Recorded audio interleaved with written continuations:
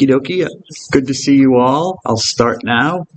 I know that I said that I would be talking about human moral act today, and I will, but there was some part of natural moral law that I skipped over last time, and as I was thinking about it, I decided that maybe I shouldn't skip over it because it's kind of important, or it seemed kind of more important to me than it did at the time.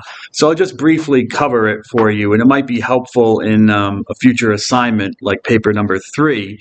So let me get to the point on my PowerPoint that I need to be, and we'll discuss. Okay. Talked about that already.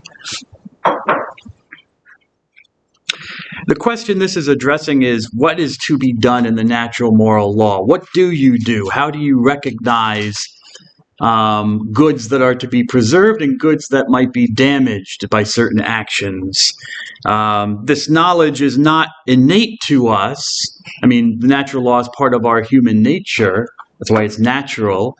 It's part of we can recognize it with our intellect. But the natural moral law is more experiential. It's through action that we start to understand what actions are good for us and what actions might not be so good for us. The knowledge comes out in our deeds, in our actions. In the formulation of practical precepts, Thomas Aquinas, remember Aquinas, and I said that I was giving you, a lot of this goes back to him in his discussion of the natural moral law. St. Thomas Aquinas says that human reason, our intellect, apprehends, it sees, it feels certain inclinations of human nature as good. These are inclinations of our human nature. There are things that we tend towards. We tend towards what benefits us and towards the good. And these inclinations are dynamic principles which press for actualization. They have a certain power to them, these inclinations. They move us. I think Freud, if you want to talk about psychology, Sigmund Freud would call these drives in his psychology. He identified certain things as drives, tendencies. You could also call them inclinations in the sense that Thomas Aquinas is talking about. But for Freud, his inclinations or his drives are a little bit different. The inclinations that we have are ordered towards the flourishing and conservation of human life. They should make us better. They should be things that make us better and do not detract from us. And so what is the first inclination? The first inclination that Aquinas observes and identifies is the preservation of human life, this foundational idea of human life, of existence. This comes from the inclination of the human person to exist, to live. Presumably you want to live, and we see, for example, when a person does not want to live anymore, we see that as a detriment, something that's detrimental to them. We don't want that to happen to them. We want a person to live. If those of you who are going to do social work and will take counseling classes and psychological counseling, part of the counseling profession as a healing profession is one of the questions they ask a lot, I know because I've gone to counseling and I go to counseling when I can, is, do you have any intent on harming yourself or harming someone else? But mainly, do you have any intention of harming yourself? That's a question that has to be asked over and over. They want to know, are you thinking of committing suicide? Is there suicidal ideation, basically? Are you thinking about harming yourself? So we see that as not a good already. You can see in the way we treat each other. Preserving human life should be our natural inclination. To not preserve our life, and there are indications of this where we don't have proper self-care, like we don't clean ourselves or wash ourselves, we don't feed ourselves, we don't go out anywhere, we don't interact with anybody. These are indications that our inclination towards preserving our life is being harmed.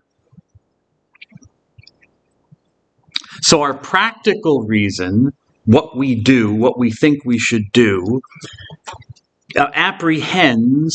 recognizes an inclination to continue in existence as a good, as a benefit. And so it orders the preservation of existence in pursuit of the means to live. Okay, it orders us to do things to ourselves, put makeup on, make ourselves look good, clean ourselves so we don't stink, we don't smell, we don't have germs on our body, we don't get infections or whatever. Feed ourselves so that we can grow and we can stay alive. Give ourselves proper sleep. This is an important point. The application of this precept, this inclination, is central to Catholic medical ethics. And you could say medical ethics in general. That's what it's about, preserving human life. This inclination to preserve human life is controlling for issues at the beginning and the end of life. So questions at the beginning of life, so abortion, experimenting on embryos, but also the end of life, like euthanasia, assisted suicide, allowing a person to die versus keeping them alive indefinitely. So this is a central precept to that, to Catholic medical ethics. Okay, we got Ms. Tejas Ojeda, Ms. Reyes.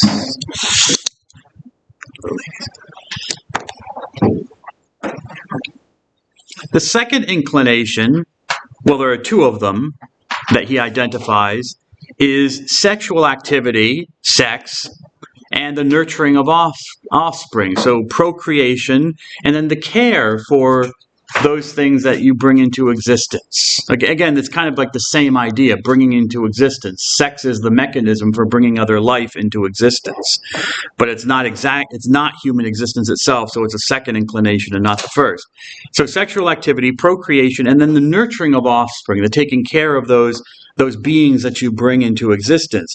This is common to both humans and animals. I mean, there's nothing unique to humans about this. Even animals procreate and they take care of their offspring.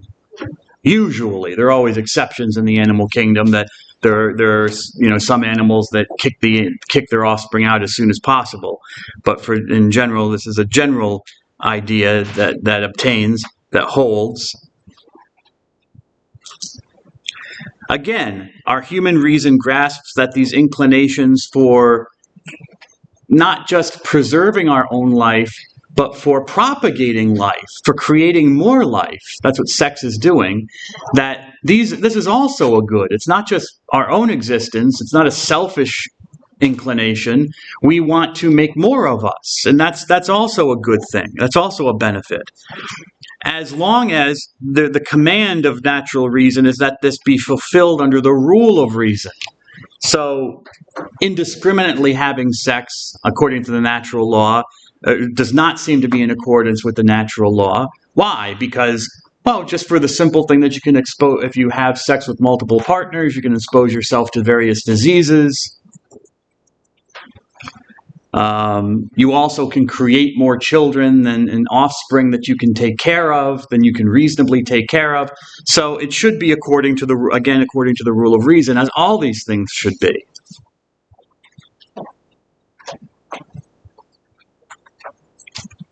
From a natural law perspective, and this would be the perspective of the Catholic Church, marriage, since it's a stable union, it's a stable, what's the word I'm looking for? Well, I said union, but I'm looking for another word for union. Well, I bet you understand what I mean. It's a stable arrangement.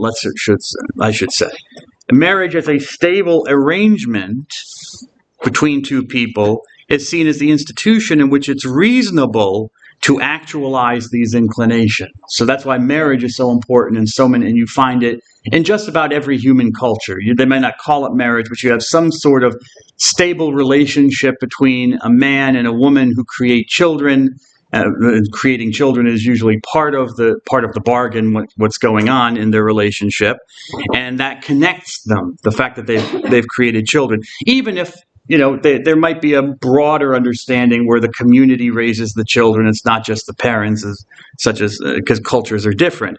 But that would seem to be the more reasonable way to actualize the inclination than simply promiscuity, which means having sex with multiple partners, having more offspring than you can take care of, exposing yourself to diseases, for example.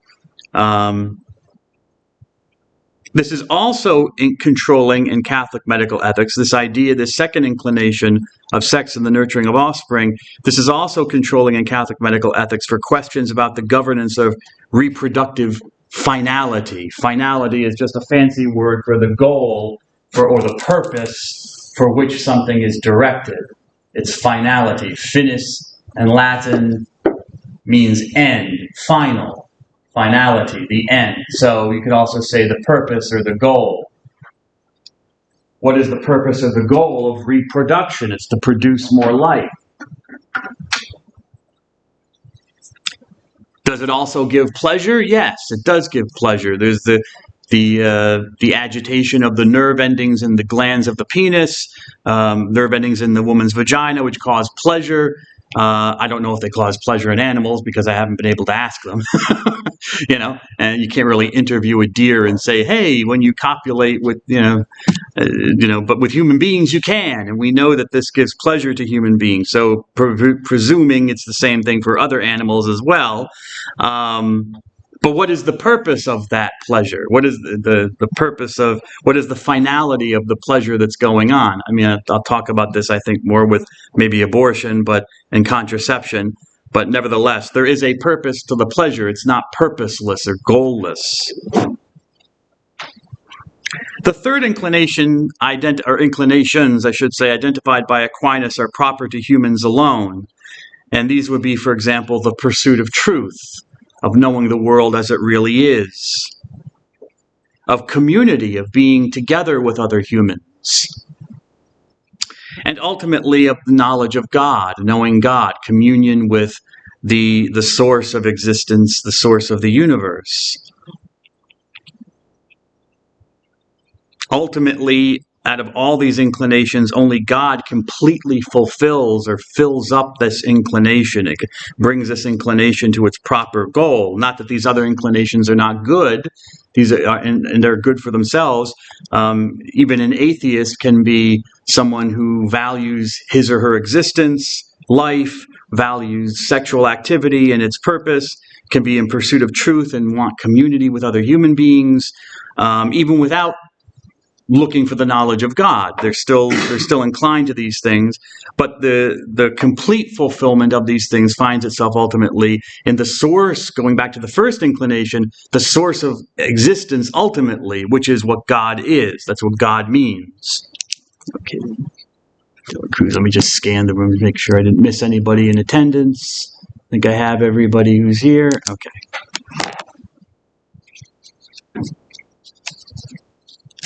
Certain of these goods are necessary.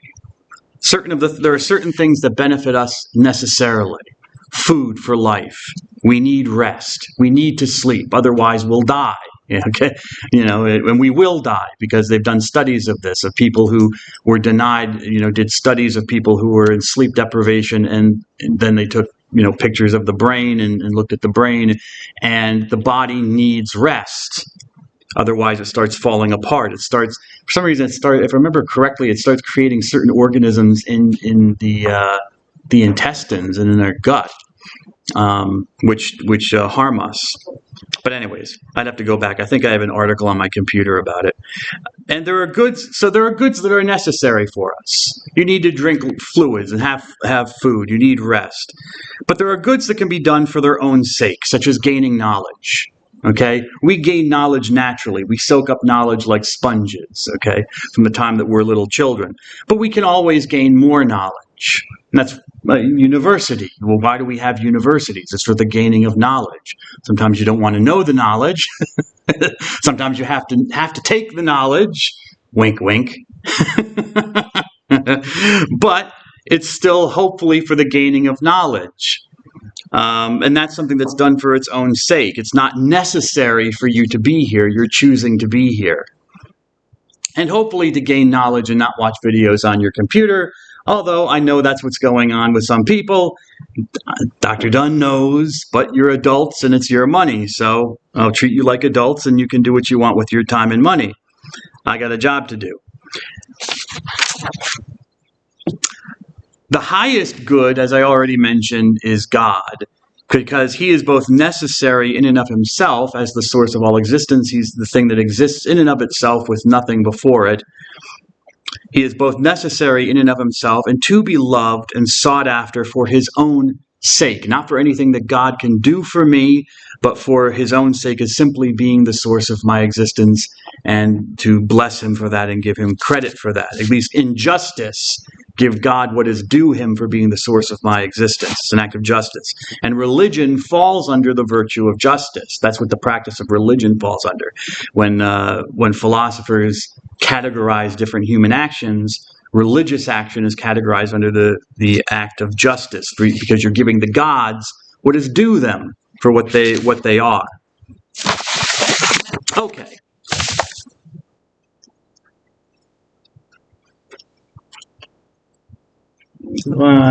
Yes, I already talked about that. Let's move on to moral act, human moral action, where the rubber hits the road. An act is something that is done or performed. Very simple. Something you do, a deed, is the same word. It just comes from the Germanic. Act comes from Latin ago, which means to do or to make something. So anything that we do is an action. And there we go. This is from is it an encyclical? Did I write it down? I believe it's an encyclical on, what's the name, if I can remember, on certain fundamental questions of the church's moral teaching. I didn't put it on the PowerPoint. I think I do later, so I don't have to write it on the board now. But this is just a quotation from Veritatis Splendor, the first two Latin words for the title, number 71, written by this man, Pope St. John Paul II. He was canonized a number of years ago, so he's considered a saint of the Catholic Church. What are human acts? Human acts are moral acts, things that we do because they express and determine the goodness or evil of the individual who performs them. They do not produce a change merely in the state of affairs outside of man, okay, things that I do to others or due to other things outside of me. To the extent that they are deliberate choices, they give moral definition to the very person who performs them, determining his profound or her profound spiritual traits. So basically, moral activity does not just have repercussions or consequences outside of me. Certainly it does. If I, shove someone away from me, I've done something, not done something to myself necessarily. I've done something to the person I've shoved. Okay? But primarily moral actions, that act of shoving, if I have an evil intent, because I could be defending myself, and in that case my intent is to defend my life, defend my person, and it's not necessarily a bad action. But if I do it with an evil intent, then it's a bad action. And it defines me. It can determine the goodness or evil of my person, of who I am, and the person I'm becoming. So they don't just produce a change in outward activity, but they produce a change within me that can affect my conscience. Remember, a lax conscience is the conscience of a person who continually chooses evil actions to the point where they don't know what's good and evil anymore. They habitually choose evil. They're lax. Okay, so actions can give a moral definition to the person. Is this still a human person with human dignity? Yes. A person who commits murder is a murderer, we say. That doesn't completely define them. They're still a human person with dignity, with worth and value. That doesn't change that fact. But we recognize, even in our terminology, that there can be an existential change to the person. You've committed an action that now defines something about who you are. You're a murderer, you're an adulterer, you're a liar. Generally, human actions can... Whoops. All right, that's supposed to be at the end. There we go. Why is that there? Well, there's the title. More conscious human act. Weird.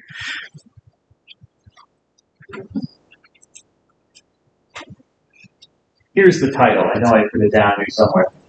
On certain fundamental questions of the Church's moral teaching or Veritatis Splendor. I put that other quote first because I wanted to talk about it, and then I put this one.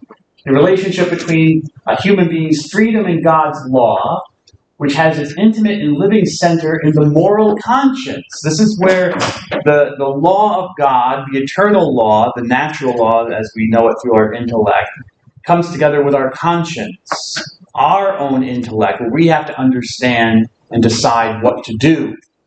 Okay? Is manifested and realized in human acts. So the relationship between what we think we should do and then we do, that manifests our conscientious choice. That's what human actions are about.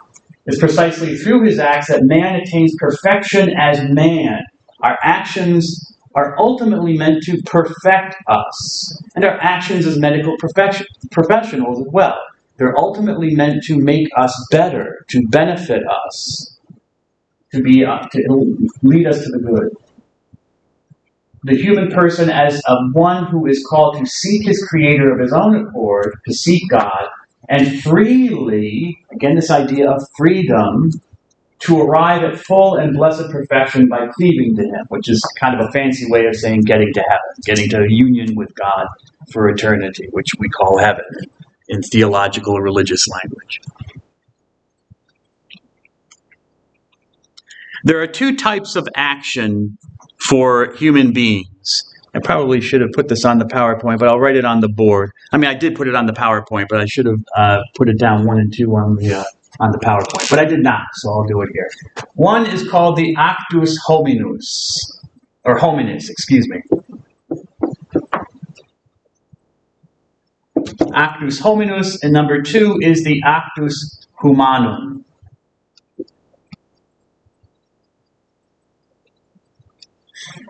You didn't think you were going to be getting a lot of Latin in bioethics, but then again, if you take anatomy, it's all Latin, baby. So get used to it. Inferior, superior, posterior, anterior, all these things, all these great words you have to learn if you take the anatomy, and have to learn the blood vessels and the lymph vessels and all that stuff. The bones, the nerves, all Latin. Because that was the common language in universities. That was the common language that they used. When you went to university in the Middle Ages, they taught you in Latin. That was the common language, because not everyone spoke the same language. Anyways, so two types of action. The act of the human being, which I've translated for you. The act of the human being, homo in Latin, and I told you this before, homo is the word for human being, homo. So we're homo sapiens, we're knowing human beings. And in the possessive, it becomes hominis, so of the human being. We're the human beings. Okay? So an act of the human being, which is the name for any activity within the human person that occurs without the necessary involvement of the intellect or will. So these are acts that do not come under the will and intelligence of the person. In other words, the person really has no control over these actions. These are actions proper to us as simply, you could say, Homo sapiens, as animals, in a way, as bodily beings. These things are not thought about or chosen per se. They just happen automatically and autonomously of our thought or our choice. Put down an example. These would be things like breathing. Breathing just happens. It's an actus hominis. It's simply part of our bodily nature, the way our bodily machine works. The beating of the heart. Every now and then, at a certain interval, the brain sends an electrical impulse through a nerve down to your heart to tell it to beat, beat, beat, beat, beat. It does it whether I want it to or not. Now, you can use the human mind to control these things, and you see people who do yoga and meditation and stuff like that. There does seem to be some correlation between what you do in your mind and how you might organize your mind, and you can lower your heart rate and stuff like that, sometimes to a very low rate. So it's not like there's no mind connection there. But generally, these things just happen. Your hair grows on your head, and on your body. You know, it's an actus hominus. You don't control it. The nails on my fingers, which need to be clipped maybe in a day or two, they just grow. You know, these are actus hominis. These are or I should say, actus hominum, which is the plural. Showing off Dr. Dunn.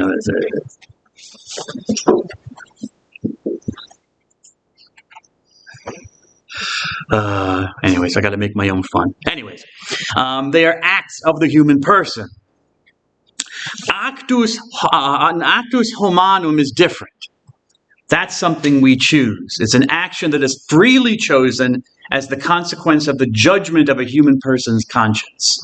Remember, there are three parts of the process of the human conscience. There's deliberation, there's judgment, and there's choice. Okay, so you make a judgment and you choose to do something. Now you have a human act. It's in general any act by a human being that is done with freedom and intelligence. Okay, you are free to do it. You thought about it and you know you want to do it, and with the will you choose to do it. And this action that you choose to do could be a good, it could be a benefit to you and perfect your human nature, but it could also be an evil. It could be something that does not benefit your human nature. An action receives its form, the kind of action it is. It becomes a moral action from the intellect, from our intelligence. Our intelligence recognizes and asks the question, is this a good thing to do? Is this a benefit to me? Is this a benefit to my patient? And then the intellect identifies, yes, it is. Yes, it is. It is a good. Hence, you've now given a moral definition to the action. The will comes into play because it works in concert and it works together with the intellect, with your intelligence, to then choose and move you to actually, no pun intended, do the action. Because it is good, I will do it. It's a good, it's a benefit. The problem comes in is that people will say, well, because it's an evil action, I'll also do it. And that's where you run into the world. Welcome to the human race, I think I told you this before, but I'll say it again. G.K. Chesterton was a famous British author, Catholic author, and someone once asked him, Mr. Chesterton, what's wrong with the world today? And he just looked at the person and said, me. You're looking at it, baby. The human animal. When you talk about the problems of the world, usually, it always comes down to someone with a human face is causing the problem, Dumping plastic into the oceans, destroying habitats for animals,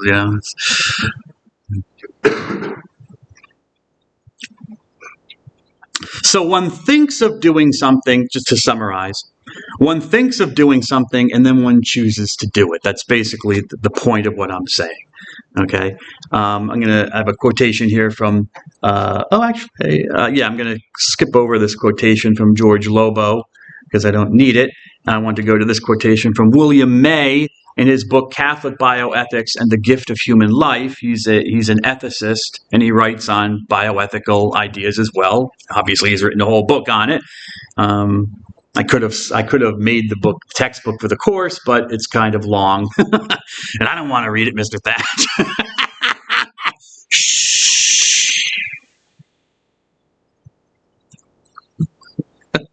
Anyways, human acts are the outward expression of a person's choices. Okay, for at the core of a human act is a free, self-determining choice, which as such is something spiritual that abides within the person, determining the very being of the person. This is kind of a short, kind of a condensation, a summary of what Pope John Paul II said in more words in Veritatis Splendor, and maybe a more philosophical type of way, scholarly. But, very simple that, this is, these express the choice that I've made in my conscience of what I want to do. Many human acts have a physical, observable component. For the most part, there are certain actions I can do that are just in my mind, like thinking bad thoughts and stuff like that. I can think racist thoughts. I can swear, I can whatever. But most human acts, I would say, have a physical observable component. But what is central to them is that they embody and carry out human choices. Because of this, they abide within the person as dispositions to further choices of actions. So as I mentioned before, with a lax conscience, a person who lies, who chooses to lie, it can become a habit. It can become easier and easier to not tell the truth. And I've known people like this, that and maybe you've known people like this. You just can't get the truth out of them. There might be reasons for that. They're afraid, or for some reason, or whatever. But they always opt to tell what is not the truth, because they don't know what the truth is anymore.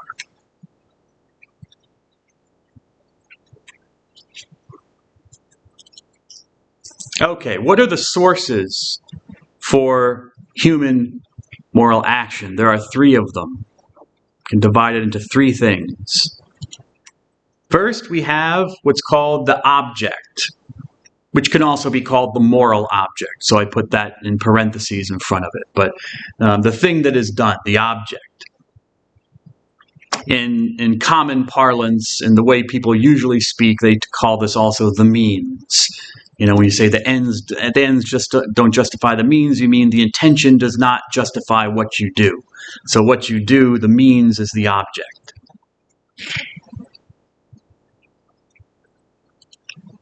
Then we have the intention, the end, as it's called. The end.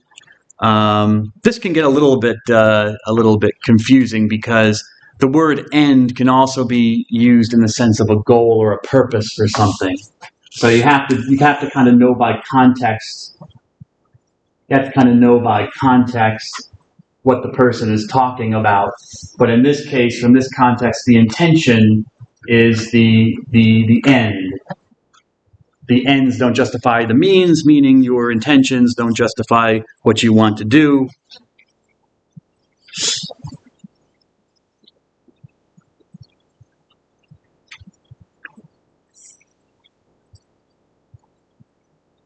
And then finally, we have circumstance or circumstances.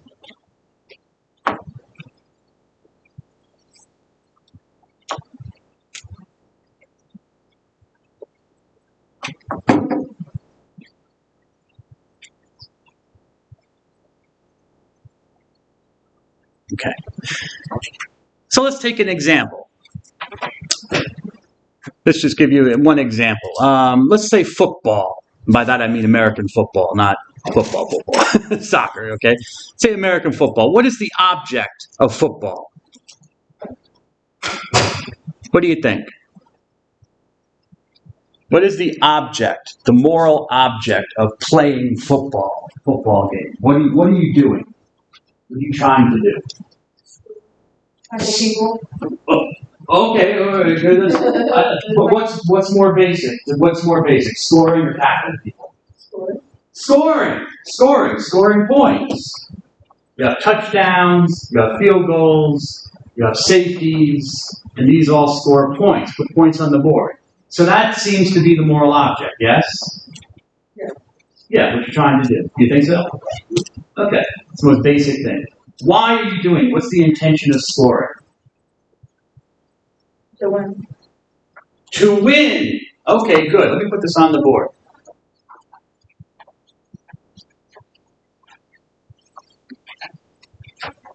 So the thing you're doing, obviously you want to win. People might think that the moral object is to win, but it's really not. It comes more into the intention, I think. So you're scoring points.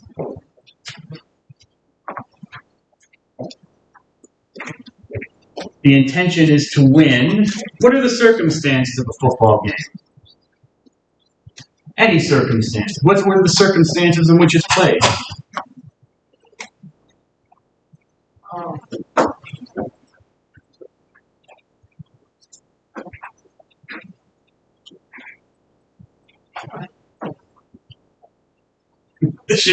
Well, I shouldn't say that. Like the reps and stuff? Like, or no? Like, I don't understand. Okay, well, what are the circumstances? You know what a circumstance is? Yeah. Okay, so what are the circumstances in which football is played? Think about, well, I don't want to give it away, but, you know, just think about a football. You watch football games, so what are Like the season? The season? Okay, that they have a season, you mean the number of games? Yeah. Like, okay, so there are a certain number of games in which it's played. And like players. What do you mean by that? Like number of players? Number of games, okay, number of games they play, number of players, okay, that's good, I think that's better, okay, because the circumstances can be different according to which type of football is played, right, Ms. Reeser? Yeah. If you're playing American football, it's 11 players. How many players is it for Canadian football?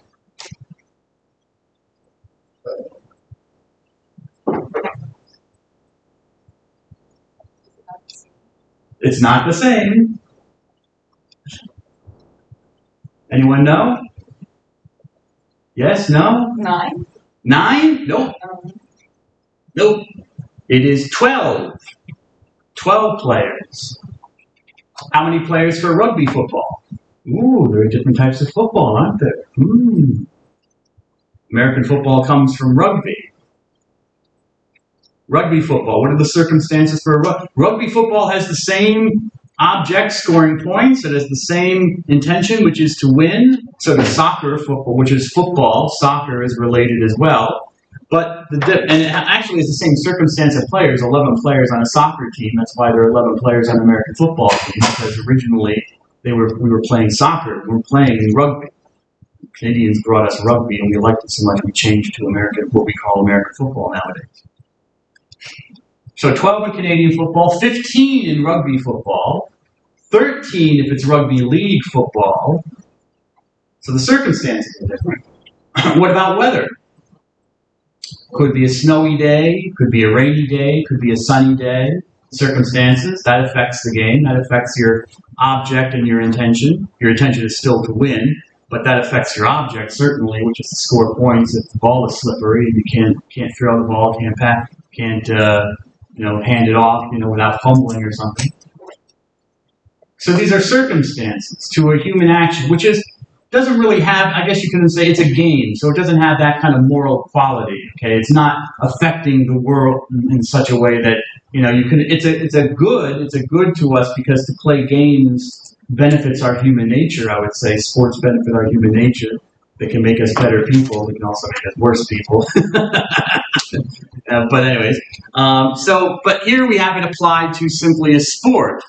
But all human activity has these three components of the object, what you're doing, why you're doing it, and the context. We could say, the context, Ms. Dela Cruz, we could also say, instead of circumstance, we could say context.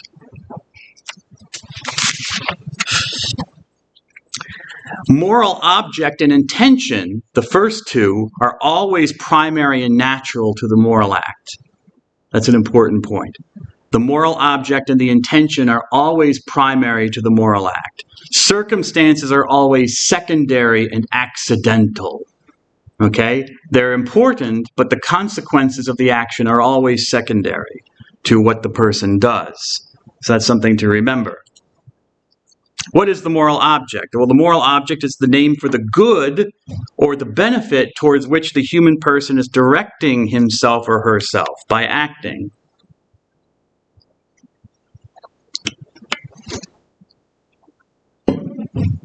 It is basically, and again, this is where it can get kind of dicey and kind of confusing, and I apologize for that, but it is basically the purpose, or the goal, you could say the end as well, okay, but don't confuse it with intention.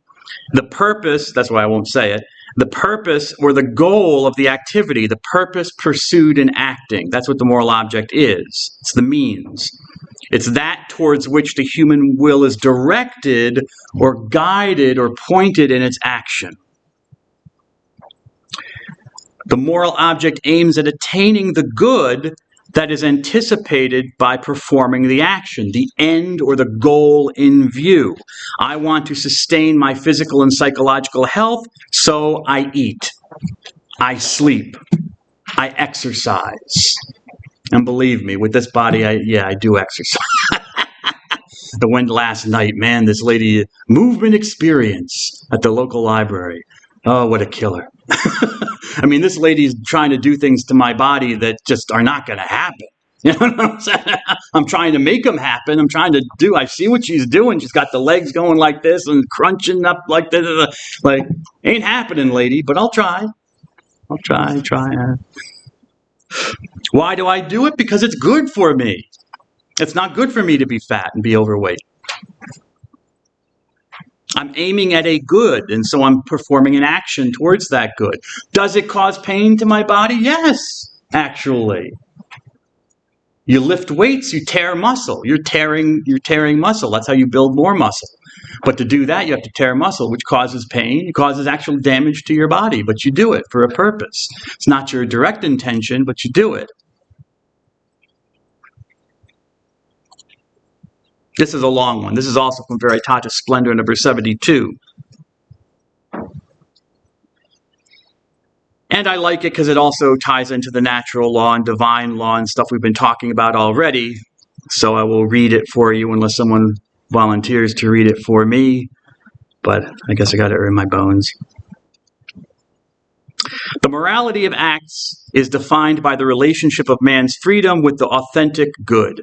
This good is established as the eternal law by divine wisdom, which orders every being towards its end. So there's a purpose. It's not because God is evil or God hates sex or God just wants to give us a hard time.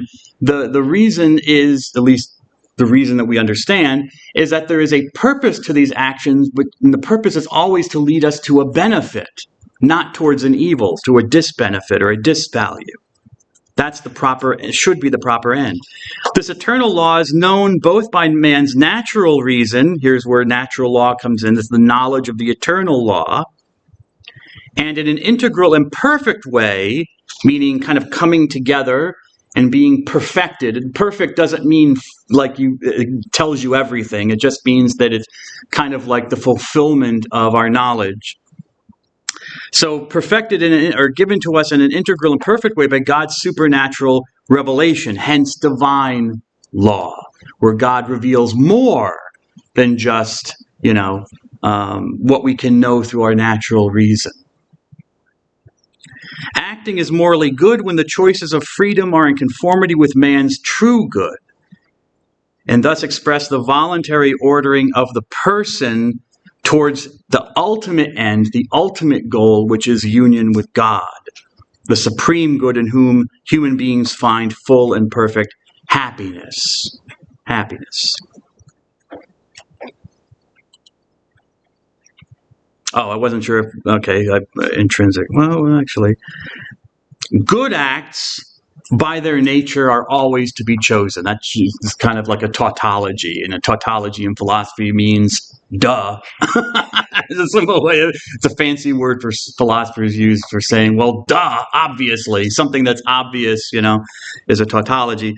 Good acts by their nature are always to be chosen if so desired, but some actions, and here we get into the dark side of human action, some actions are by their nature, not just by their consequences, which we can see, but the consequences come from what the action really is. It has negative consequences because it is by its nature negative, and so is never to be chosen.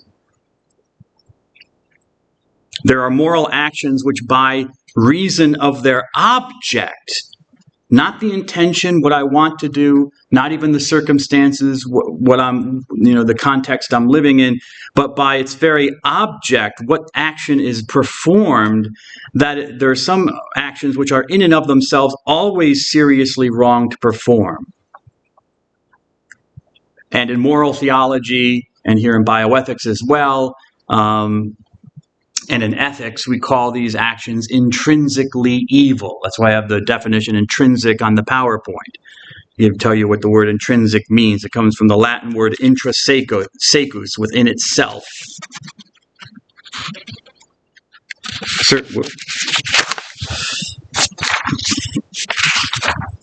There are certain actions within themselves, within the very action itself, it's rotten.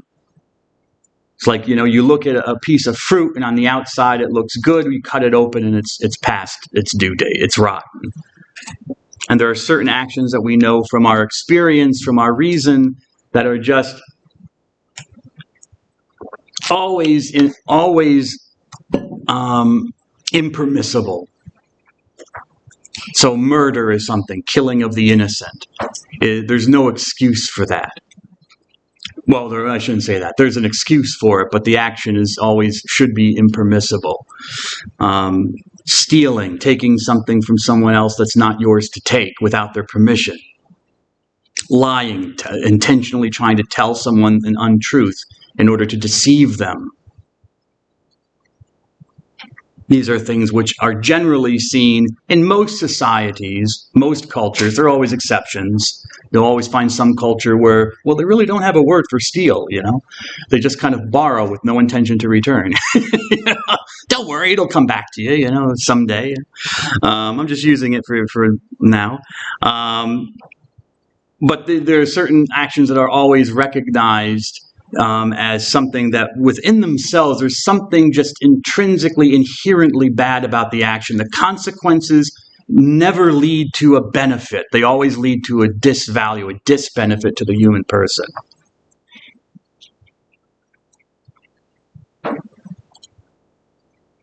And again, from Veritatis Splendor, number 80, from a religious perspective, there are objects of the human act which are by their nature incapable of being ordered towards God. Okay? Why? Because they radically contradict the good of the person made in his image. So again, murder is an offense against another human being made in the image and likeness of God. Now you can raise questions like, well, what about just wars or wars in general? The legitimacy of that? What about execution by the government, execution for crimes, et cetera and so forth? Okay, those are other questions we could talk about at another time. I'm not going to get into them now because it would take too long. But there are reasons that moralists have brought up for that, which is different from murder. Okay, where you're, in the case of, say, capital punishment, you're not killing a person who's innocent. You're killing a person who's guilty and committed some crime deserving of it. In the case of war, you're defending your country, you're defending your own human life, which is a value. And you have your first priority is to defend your own human life or the human life of others. So there are reasons for those things. But simply, murder itself, killing of someone who you don't have the authority to kill, or someone who has done no wrong to anybody that you know of, but simply because you want to kill, is always seems to have a disvalue. It's not ordered towards the good of any human person, certainly not ordered towards God, who is life. These are actions which in the Church's moral tradition have been termed intrinsically evil. They are, as such, always and per se, in and of themselves. In other words, on account of their very object, meaning what you're choosing to do, quite apart from, and they are always evil because of their object, and quite apart from the ulterior intentions of the one, my eyeglasses on, quite apart from the ulterior intentions of the one acting in the circumstances. So apart from intention and circumstances. So there is always, for example, just to give you some examples, there are always by nature a disvalue involved in anything hostile to human life. Think of the first principle, the first inclination of the natural law. I already mentioned some of these. But there are also things that are by nature a disvalue to human integrity, like torture or mutilation, or to human dignity, like kidnapping or enslavement, poverty, keeping people oppressed and in poverty, prostitution. These are things that are always by their nature have a disvalue to the human persons involved.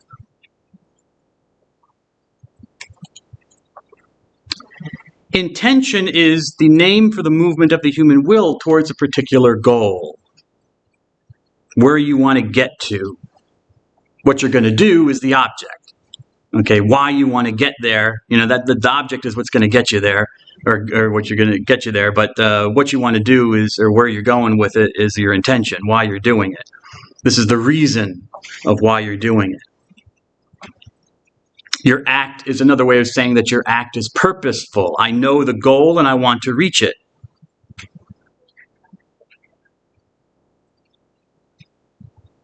Good intentions do not make an intrinsically disordered or evil behavior good and just. Now, you can still do something bad for a good intention, and that may lessen your responsibility in the eyes of God or in your own mind. Okay, and that's okay, that's fine. It happens because, as they say, life is messy, and people are sometimes forced into situations where they do things and they don't see any really good options. But that doesn't change the object. The object is still bad, even though your intention might be good. So if you rob a bank, you steal from a bank with your intention of feeding poor people. You're going to be kind of like a modern day Robin Hood. And I'll do good deeds with my money. Or say a drug dealer who uses the proceeds of his selling of drugs to people, destroying lives with addiction, but, gives money to the church, or like the mafia, the mob, organized crime. They, build a new gymnasium for the local church. That doesn't make their actions or the actions that they are performing good, because their intention might be good to help other people. However, an evil intention, and here's the rub, this is the curveball, an evil intention can have the effect of making an intrinsically good act evil. So again, let's go back to, our drug dealer. My intention, and well, I shouldn't say that's actually a bad example. I should have used it for this one. The mob or the mafia are an organized crime outfit that they give money to the local church to help people out. Well, that's a good thing to do. That's a good action, helping the poor, helping people who are in need. That is an objectively, intrinsically good action. But the intention, which could be to launder the money, kind of scrub the money clean where they got it from.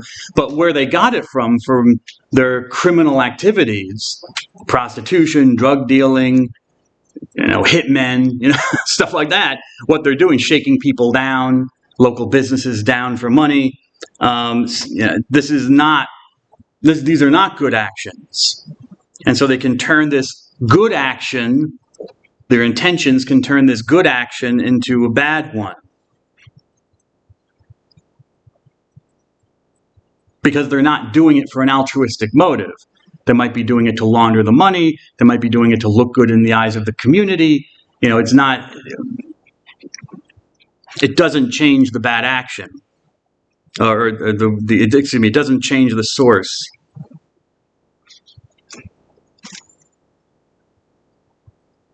So an evil intention can make an intrinsically good act evil. I can do something good to another person, but if my intention is bad, like it's a selfish intention, or I'm telling let me another example. You tell someone the truth, but the reason you tell them the truth, maybe you tell them the truth about another person. Well, I'm just telling them the truth, but your intention is to harm that other person's reputation. You're not lying. You're telling the truth, you're telling the reality to this other person, but it will directly impact their perception of this other person you're telling the truth about. And your intention is directly that. You want to have a negative impact. So you're doing something that is good. You're not lying, you're telling the truth. It's a good object, but your intention is evil. And therefore it makes the object, the good action, evil.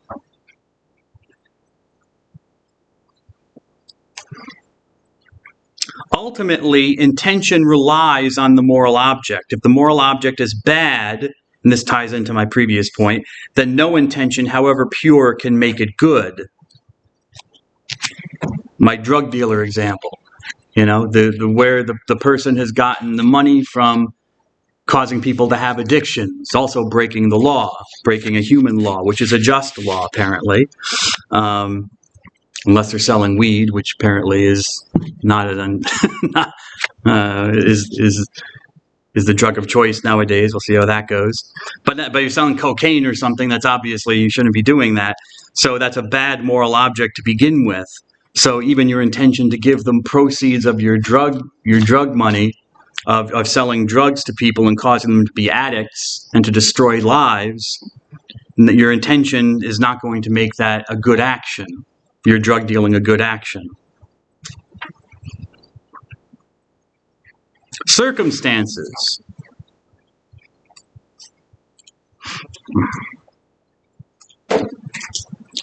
A circumstance is the name for any condition, state of being, fact, or event that accompanies, qualifies, or determines another. So today's weather is our circumstance, okay? It's an event or it's a state of being that qualifies our existence right now. You go outside, it's cold. It's because it's fall. That's the circumstance. You know, the planet is tilted at a certain angle and it's a certain distance from the sun. It gets colder. Okay, that's the circumstance. That's our astronomical circumstance. All right, so circumstances. The circumstances that we are in this room all together. That's another circumstance with different people. And there's a certain temperature in the room because we're inside. We have light. I didn't turn the lights off, so that's another circumstance. It's light in here, whether it's not dark. So circumstances, they qualify or determine another thing. Environmental factors, you could call it situation, you could call it consequences. These are all different words for the same thing. What do circumstances actually do for a moral action? Because they are secondary to the moral action. They don't, just like intention, circumstances don't change the moral quality of an action. If an action is good, it's a good action. Intention can make it evil, though. If a morally evil action can't be changed at all, it's either a detriment or not, no matter what your intention is, and also no matter what the circumstances are. So they don't change that. But what do they bring to the party? What do they bring to the game here? Well, there are a couple of things that circumstances can do. Oh, thought I went on to circumstance. Yeah, sorry about that. From circum and sto in Latin, which means to stand around. Circum, like a circus, is a round circle, a circus. And to sto is to stand. Okay, so, you know, the things that are standing around the action, that are connected to it. Now let me say, okay, I'm not going to get to that yet. Okay, the first thing that circumstances can do is they can tend to increase or decrease the goodness or badness of an action. They can intend to increase or decrease the goodness or badness of an action. Okay, so let me give you an example. The example I've given before. Someone gives money to the poor, makes a donation to a charitable organization.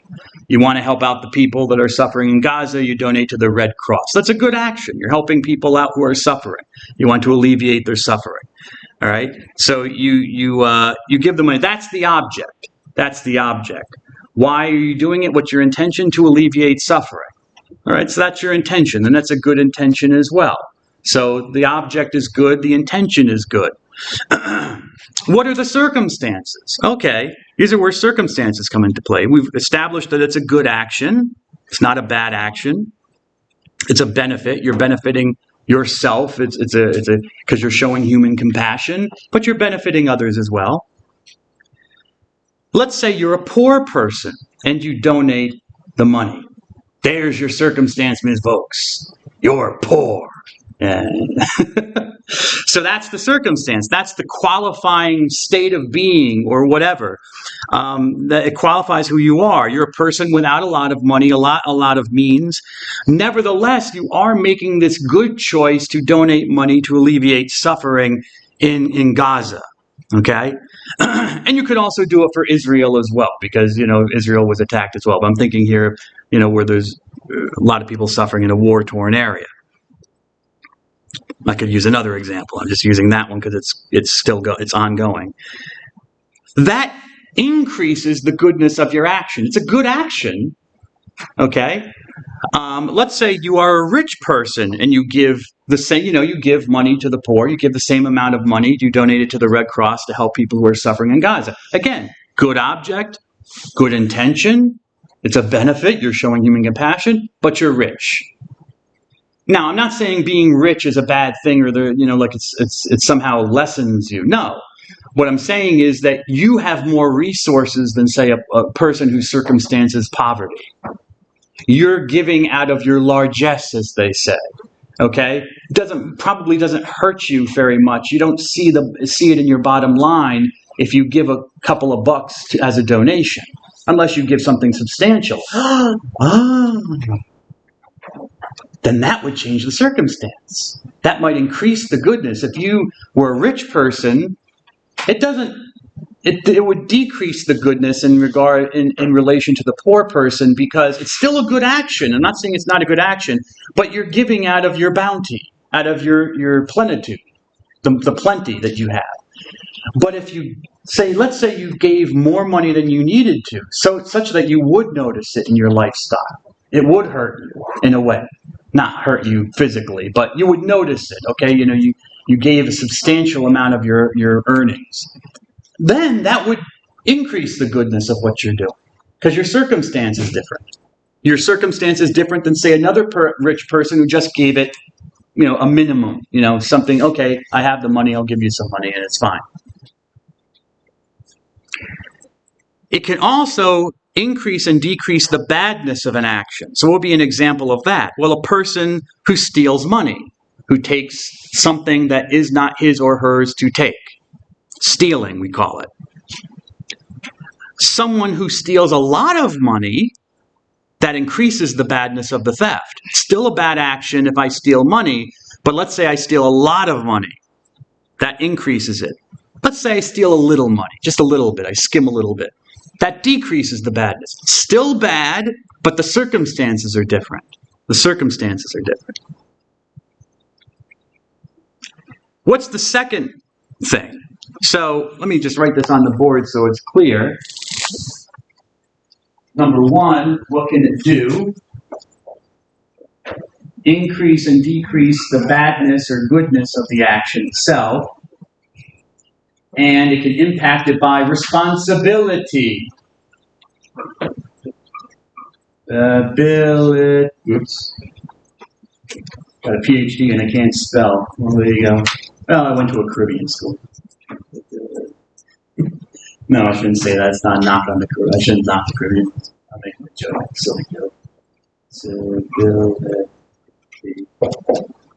I shouldn't knock it. My shrink went to St. George's Medical School in Grenada. Responsibility, but still not right. Responsibility. There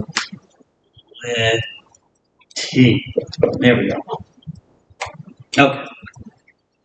It can increase or decrease the responsibility, or what is also called in moral theology, the culpability, la culpa for those who speak Spanish or Italian, yes, Latin-based languages, the culpability of a person. So the state of having responsibility for one's own failure or wrongdoing, culpability. We could say responsibility. How guilty one might be. And culpa in Latin means exactly that, a fault, a defect, error, blame, guilt. So if a rich person, that's the circumstance, person who's rich, wealthy, steals money, that increases their responsibility because they don't need the money. They don't need that. I mean, they're rich by definition means you have a lot of money. You have a lot of stuff. You don't need more stuff. It's not necessary to you, but and you steal it. You take it from someone, someone else's property. So that increases the guilt or the responsibility. If the circumstance is that a rich person steals a lot of money, well, that increases the responsibility even more. That makes the rich person same type of person, but it's a different circumstance. You've added a different circumstance. Some person who steals, from their pension, the pension fund, and steals a couple $1 million is different from, say, Bernie Madoff. From maybe you've heard his name from years ago, who was not a businessman. What did he do? Was it stocks and bonds? And he had he was a financial advisor and dealt with people's money and managed their money. Except what he was doing really was a Ponzi scheme. He was stealing the people's money and just giving it to other people. So just moving the money around and then sending out false reports saying, oh yeah, we've made all of this interest, all of this increase on your money, when in fact there was no money. He was just moving other people's money around to other people and paying other people off with their money. Billions of dollars. I mean, billions of dollars. He ruined people's lives. I mean, even businesses invested in him. And but so billions of dollars, a rich guy who does this for billions of dollars versus a rich guy who does it for maybe skimming off or taking some money, for a couple $1 million from a pension fund that he's managing. Still bad, but it decreases the responsibility. A poor person who steals money decreases guilt because the poor person needs money. They're in poverty. Still doesn't justify them doing that, but it does decrease their culpability. Remember, the circumstances are secondary and do not change the moral quality of an action. An evil or wrong action is still evil or wrong, even though you may sympathize with the person who's doing it. Say a person who is, think about World War II and people in Nazi prison camps who women might be forced, and you see this in wartime and not just with the Nazis, but you saw this in Japan. Japanese soldiers did this to Korean women, would force them into prostitution because, hey, the guys get horny. The soldiers get horny and they want to have sex, I mean, if they were gay, they could have sex with each other, but, not everyone's gay, you know what I'm saying? So they want women. And but they want to force themselves on these women. They don't have wives or whatever, or their wives aren't there. So they say, hey, we'll get all the Korean girls that we've got locked up in our prisoner of war camp, or the Jewish girls that are in our concentration camp, and make them prostitutes. Now, prostitution, which is even having sex for sale, but also the fact that they're not married is fornication. So there's definitely evil actions. They're not good actions to do by anybody at any time. But these women were forced into it. That's the circumstance. So it may completely vitiate, which is a fancy word for nullify their responsibility for the action. There may be no culpability for the action at all, even though it is definitely an evil action. In their case, the responsibility would go to the people in power who are forcing them to perform an evil action. But it does not change even an intrinsically evil action. Even awful circumstances, although awful circumstances you might be forced into, might leave you with no responsibility for what you've done. Think of a person who, say, is very mentally ill and commits a crime. Still a crime, but we recognize that they're mentally ill, and we don't necessarily send them to jail. We might send them to a mental institution. Okay, the last thing I want to mention is what's called the principle of plenitude. The principle of plenitude, the principle of fullness. You can read about this in the Catechism of the Catholic Church, number 1755. For a good action to be good, and again, this might seem obvious, but it's not always obvious, but nevertheless, that's why they give a title to it, the principle of plenitude. For a good action to be truly good, it should have a good object, a good intention, and good circumstances. That is what truly makes an action a good action. A good moral action, a good action to choose.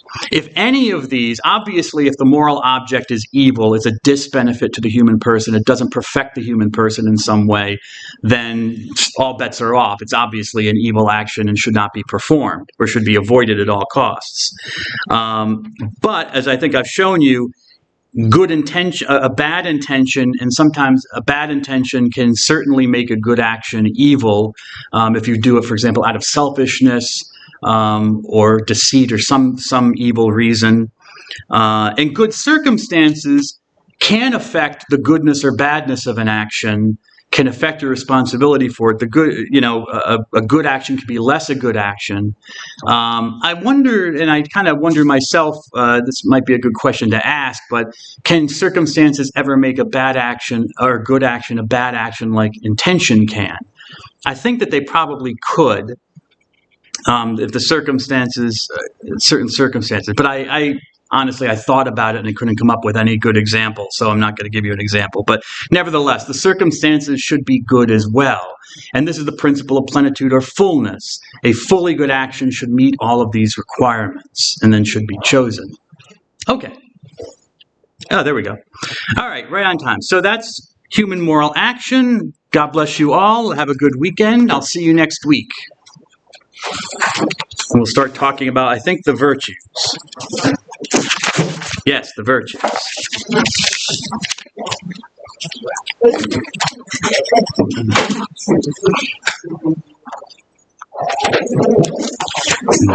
I'll tell Max to email you, but he's in an advisor meeting right now for his classes. He is. Oh, Yeah, Max? yeah, Mr. Kazin? I told him he should. I'll tell him to email you, but he told me right before that he only got this meeting and he needs to schedule his classes. Okay, yeah, please, I'll tell him to email you. Yeah. please tell, yeah, please, I can't talk about anything about him, but he knows why, and I need to hear from him. Thank you. Sounds good. Great. Thank you. Have a good day, sir. Have a nice weekend. You too.